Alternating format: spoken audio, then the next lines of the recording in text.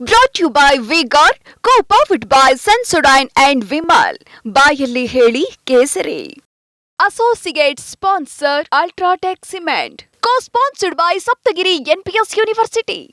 ದೆಹಲಿನಲ್ಲಿ ದೊಡ್ಡ ಮಟ್ಟದ ಕಸರತ್ತು ನಡೀತಾ ಇದೆ. ಯಾರನ್ನ ಪರಿಗಣಿಸಬೇಕು ಅಂತ, ಯಾಕಂದರೆ MLC ವಿಚಾರಕ್ಕೆ ಸಂಬಂಧಪಟ್ಟಂಗೆ, MLC ಚುನಾವಣೆ ವಿಚಾರಕ್ಕೆ ಸಂಬಂಧಪಟ್ಟಂಗೆ ಅಭ್ಯರ್ಥಿಗಳ ಆಯ್ಕೆ ದೊಡ್ಡ ಕಗ್ಗಂಟು. ಮಲ್ಲಿಕಾರ್ಜುನ್ ಖರ್ಗೆ ನಿವಾಸದಲ್ಲಿ ರಾತ್ರಿ ಮಹತ್ವದ ಸಭೆಯನ್ನು ಮಾಡಲಾಗಿದೆ.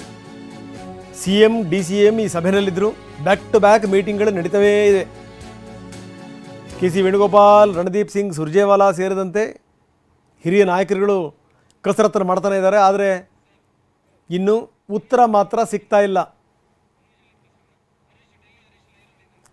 ಬನ್ನಿ, ನಮ್ಮ ಪ್ರತಿನಿಧಿ ಹರೀಶ್ ಈಗ ದೆಹಲಿಯಿಂದ ನಮ್ಮೊಂದಿಗೆ ನೇರ ಸಂಪರ್ಕದಲ್ಲಿದ್ದಾರೆ. ಹರೀಶ್, ರಾತ್ರಿ ಇದು ತಗೊಳ್ಳೋಣ. ಇದು ಇನ್ವರ್ಟರ್ AC. ನೀವು ಗ್ಯಾಮ್ಲರ್ ಅಲ್ವಾ?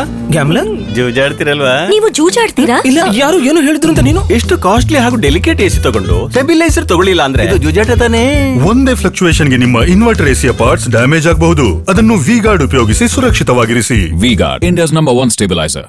ಬ್ಯಾಕ್ ಟು ಬ್ಯಾಕ್ ಮೀಟಿಂಗ್ಗಳು, ತಡರಾತ್ರಿ ತನಕ ನಡೆದಂಥ ಮೀಟಿಂಗ್ಗಳು, ಏನೇ ಆದರೂ ಕೂಡ ಒಂದು ನಿರ್ಧಾರಕ್ಕೆ ಬರೋಕ್ಕೆ ಇನ್ನೂ ಕೂಡ ಆಗಿಲ್ಲ ಅಂತ ಏನು ನಡೀತಾ ಇದೆ ಹರೀಶ್?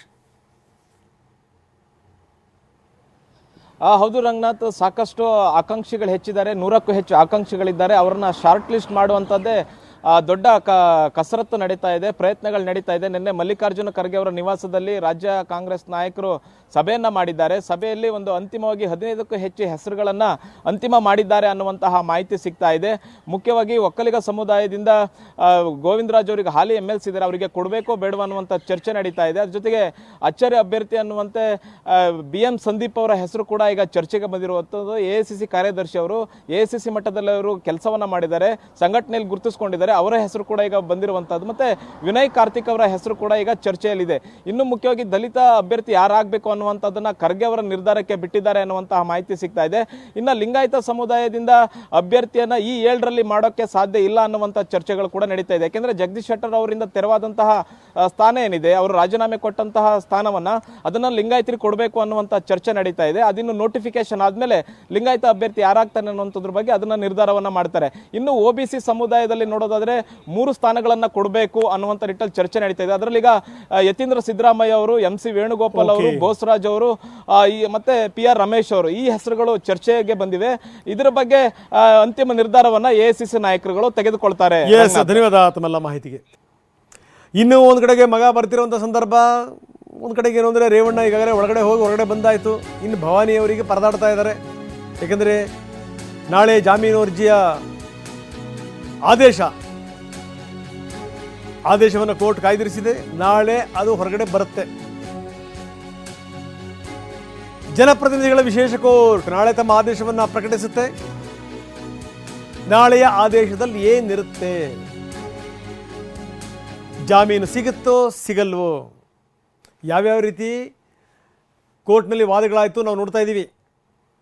ಯಾವ್ಯಾವ ಅಂಶಗಳನ್ನು ಮುಂದಿಟ್ಟರು ಭವಾನಿ ಪರವಾಗಿರುವಂಥ ಲಾಯರ್ಗಳು, ಇನ್ನು SPP ಏನೇನು ಹೇಳಿದ್ರು ಅದು ಗೊತ್ತಿರುವಂಥ ಸಂಗತಿ. ಬನ್ನಿ, ನಮ್ಮ ಪ್ರತಿನಿಧಿ ರಮೇಶ್ ಈಗ ನಮ್ಮ ಜೊತೆಗೆ ದೂರವಾಣಿ ಸಂಪರ್ಕದಲ್ಲಿದ್ದಾರೆ. ರಮೇಶ್, ಈ ವಿಶೇಷ ನ್ಯಾಯಾಲಯ ಆದೇಶವನ್ನು ನಾಳೆಗೆ ಕಾಯ್ದಿರಿಸಿರುವಂಥದ್ದು, ನಾಳೆ ಆದೇಶ ಬರುತ್ತೆ, ಏನಾಗ್ಬೋದು ಇವರ ಭವಿಷ್ಯ?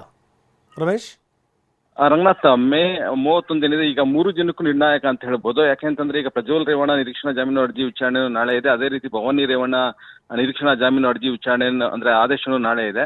ಅದೇ ರೀತಿ ರೇವಣ್ಣ ಅವರ ಜಾಮೀನು ರದ್ದು ಕೋರಿ ಏನು ಹೈಕೋರ್ಟ್ಗೆ ಅರ್ಜಿ ಸಲ್ಲಿಸಿದ್ದಾರೆ SIT, ಅದರ ವಿಚಾರಣೆ ಕೂಡ ನಾಳೆ ನಡೆಯೋ ಸಾಧ್ಯತೆ ಇದೆ.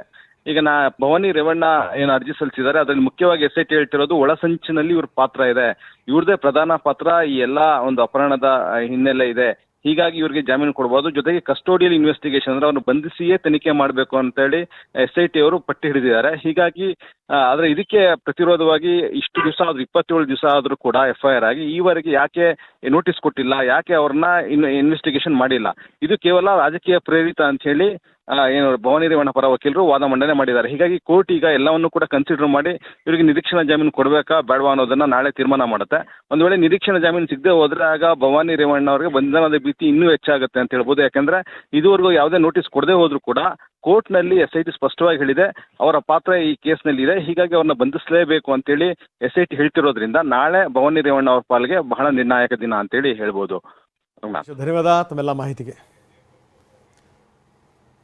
Brought you by V-Guard, co-powered by Sensodyne and Vimal.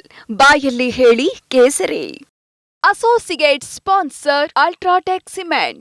Co-sponsored by Saptagiri NPS University.